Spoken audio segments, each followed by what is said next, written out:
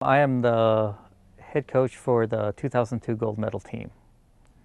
Um, our achievements as a world power in bobsledding are 3 world championship medals, um, 2 silvers and a bronze, a gold medal at the Olympics. We have won over 40 World Cup medals. I have a successful team. I became the women's head coach in 1998, right after the 98 games. Coming back from Nagano, I was offered the job by the executive director, knowing that, you know, the women's program was just starting up and they needed a coach. We looked at the program there for the first time, and at that point, he showed us how it worked and piqued my interest. Truthfully, I'm probably one of the hardest people to convince with new technology. I'm a skeptic about everything. If it ain't broke, don't fix it. But with this program, there is a lot of possibilities that I saw that could help the athletes, and not only the athletes. I think in the future, even helping coaches better focus on the task at hand. It's something that we've been lacking in sport. So with this, I brought this to the attention of sports science people with the U.S. Olympic Committee, and then basically took it on myself to implement it, try to get it implemented with U.S. Bobsled first. Hopefully with U.S. Luge, they've come over and are interested in it now. Normally it takes an athlete years to get them trained to focus properly, to get used to riding in the sled, just being comfortable and to do the things I need them to do, the task at hand. With this, hopefully teaching them how to focus better will get them there a lot quicker. You know, the possibilities are endless right now, the way I look at it. With all the things that I've seen and done with it, you know, with helping our athletes train faster, getting them to the levels that we need to have them at for driving a bobsled or even riding it, or getting the coaches to the level to coach at that level. I think there's a lot of good things in the future.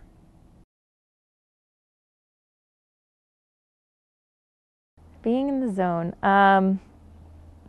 is different for a lot of athletes, especially in different sports. For myself, being in the zone means I'm focused on the task at hand. A lot of times it's very difficult to get into it with a lot of things that are going on outside, and with the play attention, I was able to stay relaxed and focused on the bobsled run. Working with the play attention was my first time with any kind of experience like this. It showed how I was able to focus on the bobsled run in particular.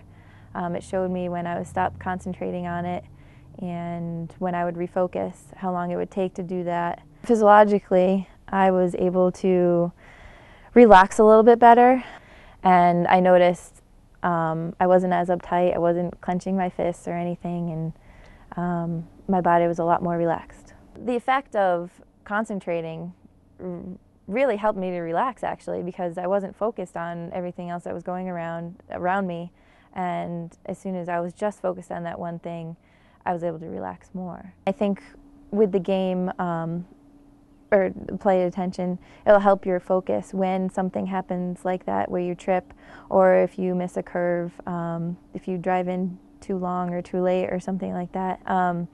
It'll help you to refocus and to work on what's happening next, instead of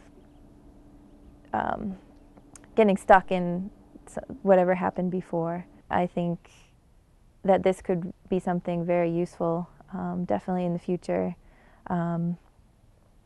with myself and other athletes, just because I was able to stay relaxed and calm, whereas when you're out here and there's 30,000 people cheering you on, it's a little different. But you said we can work up to those points, and hopefully it'll help. I definitely think using the play attention game would help my focus a lot as I train for this year and for years upcoming. I would love to incorporate it into a lot of my training. I think it would help as I learn to become a driver.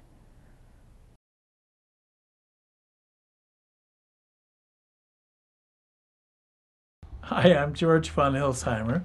I have a PhD in psychology, which I earned in 1977 or so. I evaluated and compared and contrasted and was very impressed with it.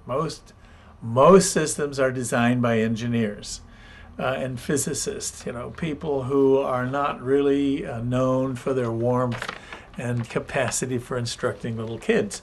So the thing I really liked about the Play Attention program was that its pictures and its feedback were very naturalistic. Most adults that you see are really happy to be here, have read enough that they know what they're trying to get, and they don't like where they are. It's astonishing how many adults have ADHD and have made their way through life with it and have real problems in their jobs because they mislay their papers, they don't pay attention, they are essentially dozing off, and they have to find the kinds of jobs which keep them naturally motivated and aware of what's going on.